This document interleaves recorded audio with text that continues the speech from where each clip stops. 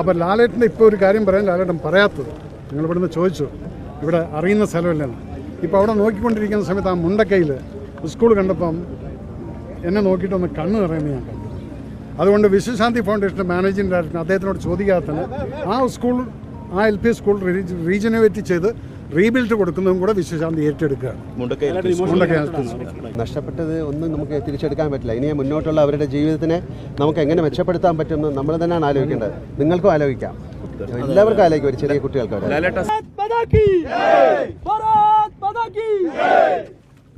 आप लोगों ने अभी पूरा दिल से काम कर रहे हैं और आपने यकीन करना हमारा पूरा जमाना आपके साथ है.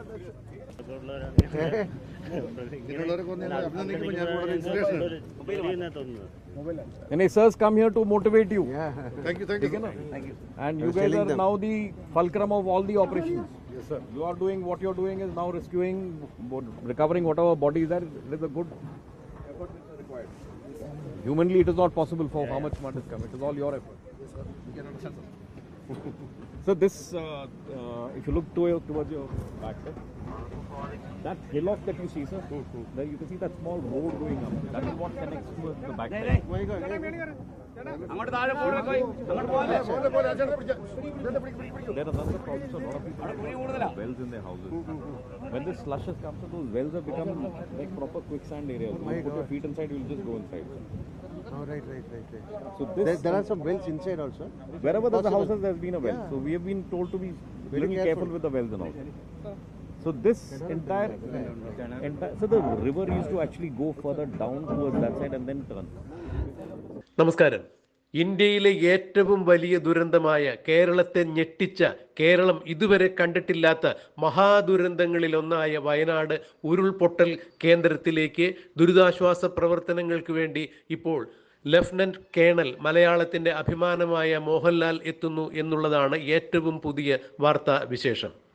കോഴിക്കോട് സൈനിക ക്യാമ്പിൽ നിന്നും സൈനിക വാഹനത്തിലാണ് മോഹൻലാൽ ഇപ്പോൾ വയനാട്ടിലേക്ക് എത്തിയിരിക്കുന്നത്. വയനാട്ടിൽ മേപ്പാടി സൈനിക ക്യാമ്പിലെത്തിയ അദ്ദേഹം അവിടെ നിന്ന് ഏതാണ്ട് 13 കിലോമീറ്റർ ദൂരമുള്ള ചൂരൽമലയിലേക്കാണ് ഇപ്പോൾ പോയിരിക്കുന്നത്. അവിടെ നിന്നും ഈ ഉരുൾപൊട്ടലിന്റെ പ്രഭവ കേന്ദ്രമായ പുഞ്ചിരിമട്ടത്തേക്കും അദ്ദേഹം പോകും എന്നാണ് അറിയുന്നത്. അതായത് വയനാട്ടിൽ ഉരുൾപൊട്ടൽ ദുരന്തം വിതച്ച എല്ലാ മേഖലയിലും ലഫ്റ്റനന്റ് കേണൽ മോഹൻലാൽ എത്തുന്നു എന്ന് തന്നെയാണ്. അതായത് അദ്ദേഹം വെറുതെ ഒരു സന്ദർശനം നടത്തുക എന്നുള്ളതല്ല അദ്ദേഹത്തിൻ്റെ ഈ യാത്രയുടെ ഉദ്ദേശം. വയനാട്ടിൽ ഉരുൾപൊട്ടലുണ്ടായ മേപ്പാടിയിലും ചൂരൽമലയിലും പുഞ്ചിരിമട്ടത്തും മുണ്ടക്കയിലുമെല്ലാം അദ്ദേഹം രക്ഷാപ്രവർത്തനത്തിൽ ഏർപ്പെടും എന്ന് തന്നെയാണ് അറിയാൻ കഴിയുന്നത്.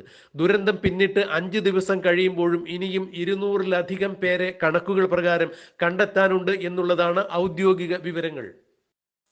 ഇനിയും 200 പേരെ കണ്ടെത്തുവാനുള്ള ഈ തിരച്ചിലിൽ സൈന്യത്തോടൊപ്പം മോഹൻലാലും പങ്കെടുക്കും എന്ന് തന്നെയാണ് ഇപ്പോൾ അറിയുന്ന വാർത്താ വിശേഷം.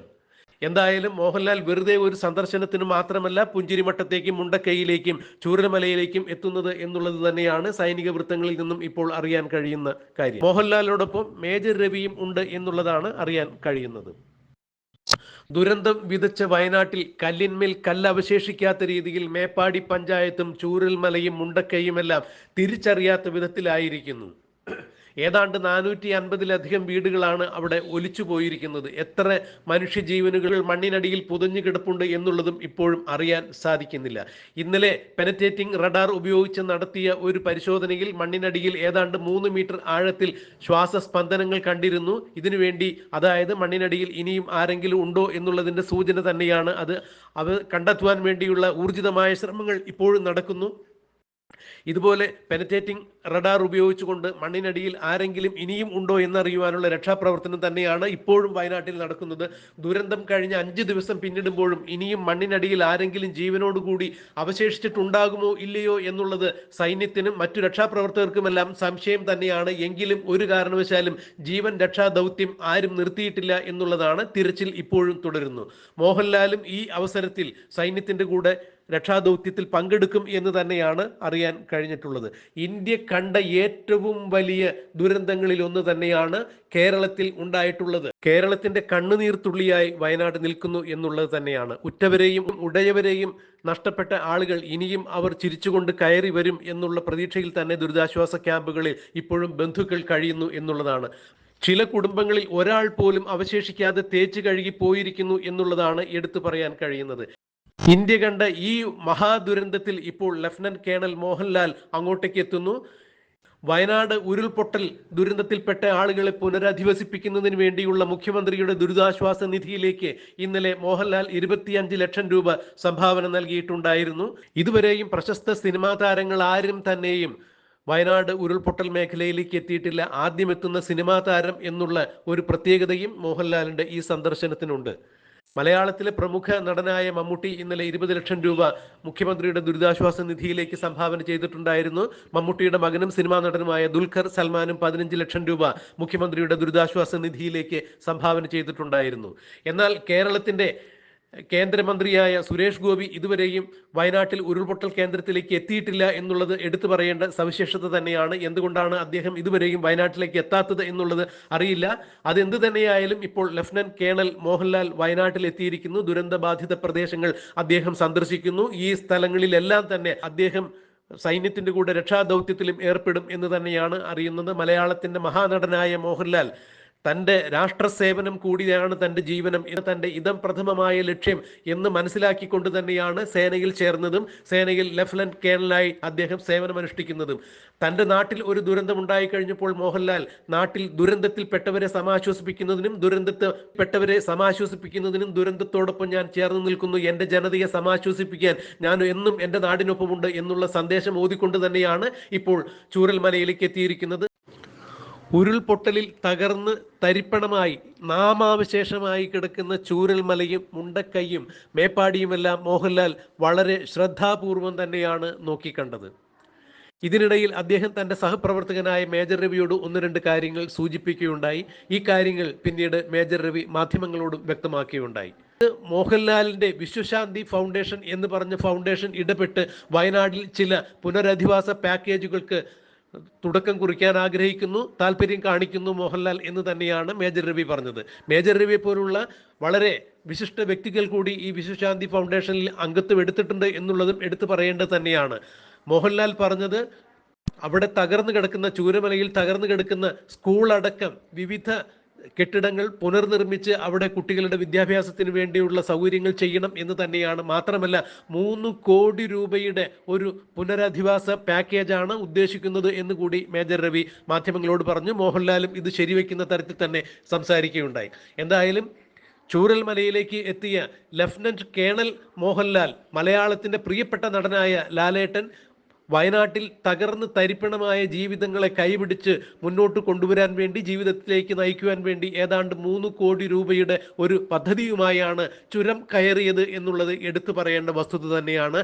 മോഹൻലാൽ ചൂരൽമലയിൽ നടത്തിയ സന്ദർശനത്തിന്റെ വിവിധ ദൃശ്യങ്ങൾ നമുക്ക് ഒന്ന് കാണാം. വിശ്വശാന്തി ഫൗണ്ടേഷൻ്റെ മാനേജിംഗ് ഡയറക്ടർ എന്ന രീതിയിൽ അദ്ദേഹം അനൗൺസ് ചെയ്തിട്ടുള്ള ഈ 3 കോടി എന്ന് പറയുന്നത്, ഇത് വളരെയധികം മനുഷ്യസ്നേഹികളായിട്ടുള്ള കുറേ ആളുകൾ ഞങ്ങളുടെ വിശ്വശാന്തിയിലോട്ട് ഒരുപാട് പേര് തയ്യാറായിട്ടുണ്ട്.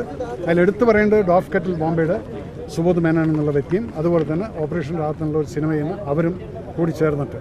അപ്പോൾ ലാലേട്ടൻ്റെ ഇപ്പോൾ ഒരു കാര്യം പറയാൻ ലാലേട്ടൻ പറയാത്തത്, നിങ്ങൾ ഇവിടുന്ന് ചോദിച്ചു ഇവിടെ അറിയുന്ന സ്ഥലമില്ലെന്ന്. ഇപ്പോൾ അവിടെ നോക്കിക്കൊണ്ടിരിക്കുന്ന സമയത്ത് ആ മുണ്ടക്കൈയിൽ സ്കൂൾ കണ്ടപ്പം എന്നെ നോക്കിയിട്ടൊന്ന് കണ്ണ് നിറയുന്നത് ഞാൻ കണ്ടു. അതുകൊണ്ട് വിശ്വശാന്തി ഫൗണ്ടേഷൻ്റെ മാനേജിംഗ് ഡയറക്ടർ അദ്ദേഹത്തിനോട് ചോദിക്കാതെ തന്നെ ആ LP സ്കൂൾ റീജനറേറ്റ് ചെയ്ത് റീബിൽഡ് കൊടുക്കുന്നതും കൂടെ വിശ്വശാന്തി ഏറ്റെടുക്കുകയാണ്. എനിക്ക് ഈ സ്ഥലം അറിയാം, ഞാൻ അറിയാവുന്നതാണ്. ആ കണ്ണ് നിറഞ്ഞപ്പോൾ ഞാൻ പറഞ്ഞു ആൾക്കാരുണ്ട്. ഞങ്ങൾക്ക് പണ്ടൊരു സ്ഥലം ഉണ്ടായിരുന്നു, അതിലെ ചില ആൾക്കാർ മരിച്ചു പോയിട്ടുണ്ട്. നേരത്തെ ഈ ദുരിതാശ്വാസ പ്രവർത്തനത്തിന് എല്ലാവരും ഒറ്റക്കെട്ടായി നിൽക്കേണ്ട ഒരു സാഹചര്യം കൂടിയുണ്ട്. ഈ സ്കൂളിലൊക്കെ 50,000 കുട്ടികളാണ് മിസ്സായി പോയിട്ടുള്ളത്. ഒരുപാട് ഇമോഷൻ നമ്മൾ ഇവിടുന്ന് കാണുന്നുണ്ട്. ഇനി എങ്ങനെ മുന്നോട്ട് പോകണമെന്നാണ് ആഗ്രഹിക്കുന്നത്? അതാണ് ഞാൻ പറഞ്ഞത്, നഷ്ടപ്പെട്ടത് ഒന്നും നമുക്ക് തിരിച്ചെടുക്കാൻ പറ്റില്ല. ഇനി മുന്നോട്ടുള്ള അവരുടെ ജീവിതത്തിനെ നമുക്ക് എങ്ങനെ മെച്ചപ്പെടുത്താൻ പറ്റുമെന്ന് നമ്മൾ തന്നെയാണ് ആലോചിക്കേണ്ടത്. നിങ്ങൾക്കും ആലോചിക്കാം, എല്ലാവർക്കും ആലോചിക്കും, ഒരു ചെറിയ കുട്ടികൾക്ക്.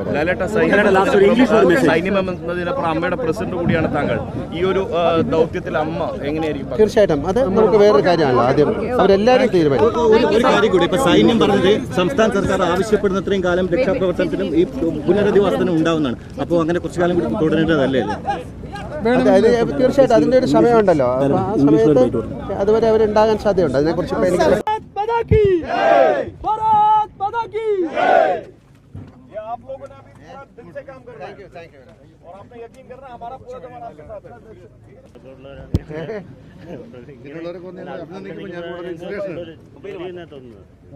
Any sirs come here to motivate you. Thank you.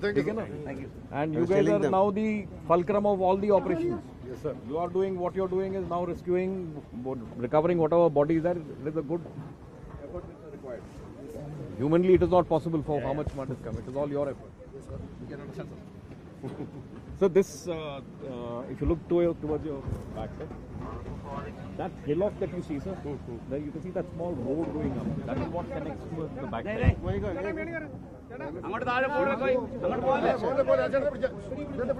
are other problems. A lot of people have wells in their houses. When this slush has come, so those wells have become like proper quicksand areas. You put your feet inside, you will just go inside. Oh, right. So this, There are some wells inside also. wherever there's a house, there's been a well. So we have been told to be Very little careful with the wells and all. So this entire, so the river used to actually go further down towards that side and then turn.